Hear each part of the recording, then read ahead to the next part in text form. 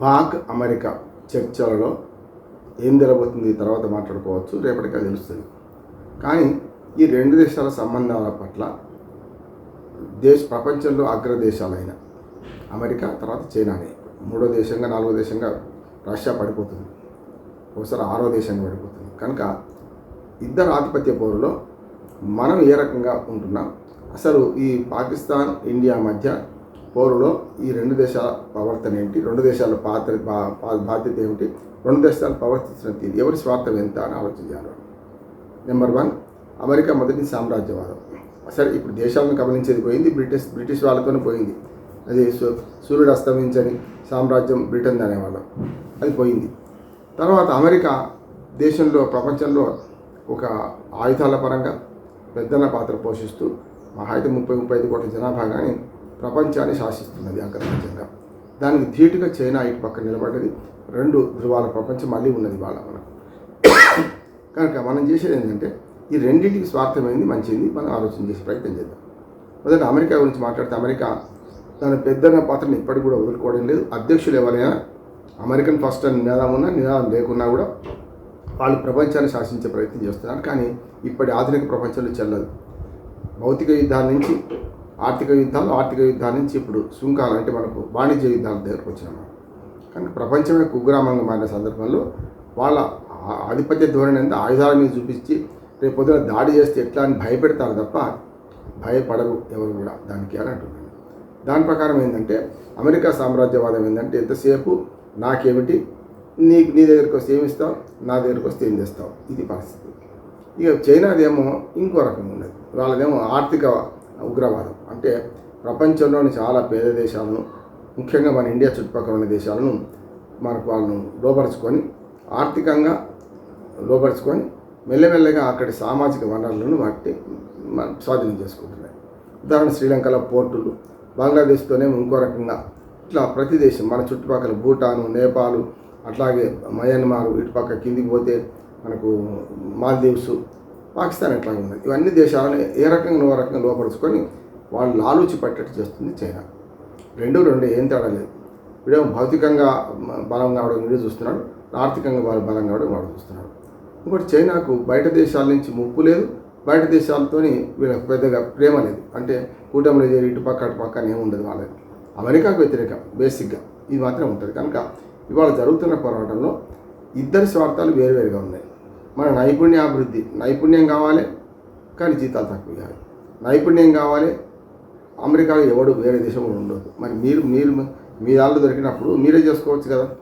ఓ తెలుగులో సామెత ఉంటుంది, మన ఊళ్ళో గేదె మంచిదైతే, పాలిచ్చేదైతే మన ఊళ్ళో అమ్ముడుపోతుంది, అలా అంగడికి పోవాల్సిన అవసరం లేదు. జరుగుతుంది అదే.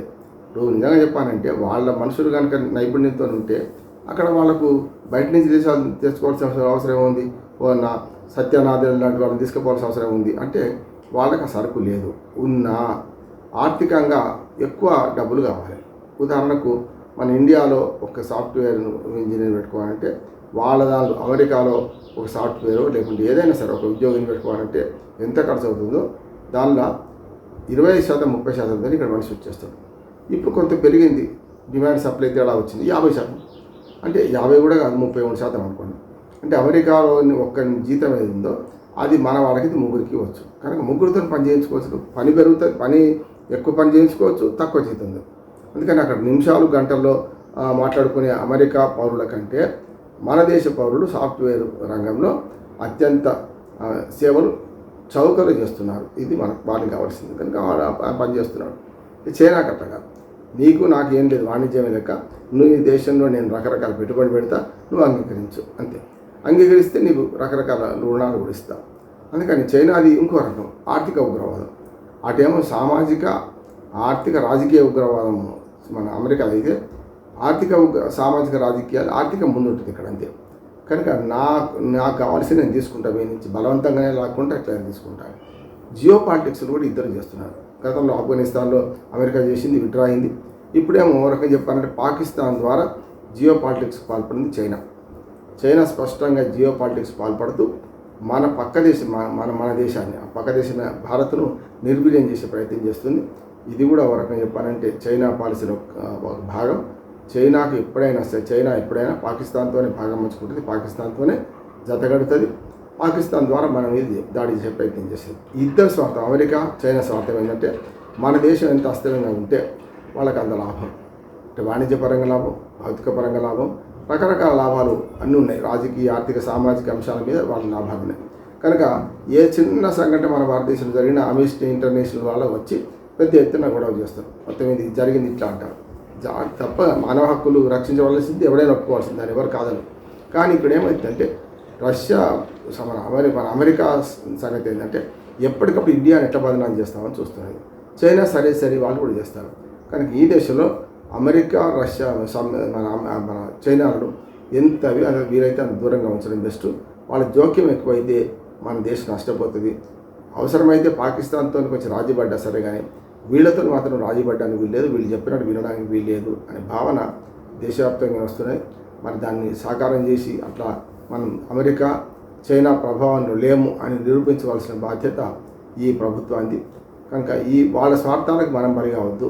ముఖ్యంగా దాయాది దేశాలు రెండు కూడా అదే పాకిస్తాన్ డైరెక్ట్గా చెప్పింది, అమెరికా వల్లనే మేము ఉగ్రవాద చర్యలు చేస్తున్నాం, వాళ్ళకి లాభం కలిగించడం కోసం మాకు ట్రైనింగ్ ఇచ్చారు, మేము అదే పని చేస్తున్నాం, అమెరికా స్వార్థం కోసమే మేము ఉగ్రవాదులుగా మారారు మా వాళ్ళని చెప్పి స్పష్టంగా పాకిస్తాన్ ప్రధానమంత్రి ప్రకటించారు. ఇంకేమైనా ఇప్పుడు ముంజేది కంకణానికి అర్థం ఎందుకు? కనుక ఇప్పుడు చేయాల్సిన పని ఏంటంటే ఏ పరిస్థితులలో అమెరికా ట్రాప్లో మనం పడవద్దు, పాకిస్తాన్ కూడా పడవద్దని కోరుకున్నాం. మనం పరిష్కరించుకో విషయాలు అయితే పరిష్కరించుకుందాం. కానీ మధ్యవర్తి వచ్చి కోతి ఇల్లు రొట్టె ముక్క సామెతలాగా ఇవాళ మొత్తం ఈ యుద్ధం పెరిగితే అమెరికా తన ఆయుధాలను అమ్ముకుందామని ఆయుధాల బేహారిగా ప్రవర్తిస్తున్నది. ఇది రేపొద్దున సమాజానికి చేటు, మనకు చేటు. రేపొద్దున వాళ్ళ ఆయుధాలు అమ్ముకుంటారు. అంటే రేపు అన్ని యుద్ధాలు వస్తే ఇప్పుడు ఈ పెద్ద దేశాలు ఇవన్నీ కూడా చైనా కానీ అమెరికా కానీ ఆయుధాలు అమ్ముకుంటారు, లేకపోతే అప్పుల పాలు చేస్తారు, అప్పిస్తారు. ఆయుధాలు తయారు చేసుకొని లోపల పెట్టుకుంటే తుప్పు పట్టిపోతాయి కదా. వాటిని అమ్మే పరిస్థితుల్లో అవసరమైతే మీకు లోన్ ఇప్పిస్తారు, వాళ్ళే దీన్ని మనకు అవసరమైన ఆర్థిక సహాయం చేస్తారు, వాళ్ళే దానికి పునరుద్ధరణ చేస్తారు, మళ్ళీ ఆస్తులు సాధన చేసుకుంటారు. అమెరికా చైనా కుట్రలో ప్రపంచం పడొద్దని, పడితే మనమే నష్టపోతామని విజ్ఞప్తి చేస్తూ ముగిస్తున్నాను. నమస్కారం.